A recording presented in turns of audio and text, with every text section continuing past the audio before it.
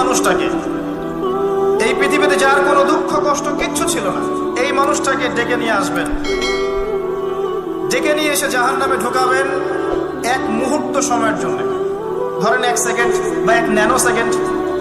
এরপরে বের করে নিয়ে আসবেন, নিয়ে এসে বলবেন, পৃথিবীতে কি সুখে ছিলে? সেই ব্যক্তি বলবে, সুখ কি জিনিস হে আল্লাহ আমি জানি না। আমি কি বুঝাতে পারছি ভাই? সুখ কি জিনিস আমি জানি না। আর আল্লাহ রাব্বুল আলামিন এই পৃথিবীর সবচাইতে কষ্টে থাকা মানুষটাকে ডেকে নিয়ে আসবেন, এনে জান্নাতে ঢুকাবেন, ঢুকে এক মুহূর্ত সময় রাখবেন, বের করে নিয়ে আসবেন। বলবেন, পৃথিবীতে কষ্টে ছিলে? সেই বান্দা বলবে, কষ্ট কি জিনিস আল্লাহ আমি জানি না। এটাই সেই আয়াতের ব্যাখ্যা বলা যায়। আল্লাহ পাক বলেছেন, কুল্লু নাফসিন যায়িকাতুল মাউত, প্রত্যেকটা নফস বা আত্মা মৃত্যুর স্বাদ গ্রহণ করবে। ফাইন্নামা তুওয়াফাউনা উজুরাকুম ইয়াওমাল কিয়ামাহ, কিয়ামতের মাঠে তোমাদের পূর্ণ প্রতিদান দেয়া হবে।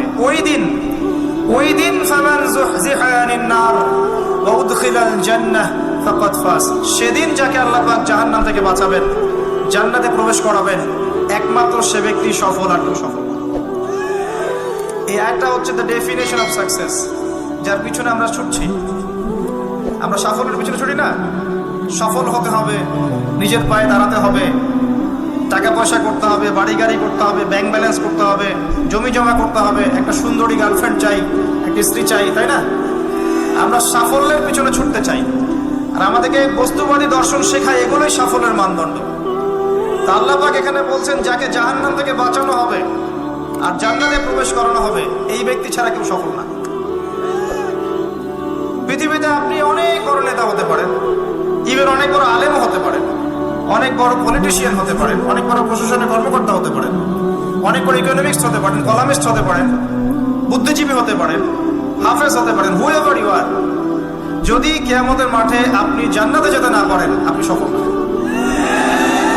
আর পৃথিবীতে যে মানুষ মুদির দোকান করছে, ভ্যান চালাচ্ছে, রিক্সা চালাচ্ছে, বারবার সেলুনে কাজ করে, কৃষক কৃষি কাজ করে, যাদেরকে মানুষ চেনেও না, ঈমান আছে, 5 ওয়াক্ত নামাজ পড়ে, ছেঁড়া কাপড় পরে থাকে, এত মান মর্যাদা নাই, ভাইরাল না, মানুষ চিনে না, গভীর রাতে তাহাজ্জুদ পড়ে, দেখবেন এই ব্যক্তি যদি কিয়ামতের মাঠে জান্নাতে চলে যায়, এই ব্যক্তি আমার চেয়ে সফল, কোনো সন্দেহ নেই।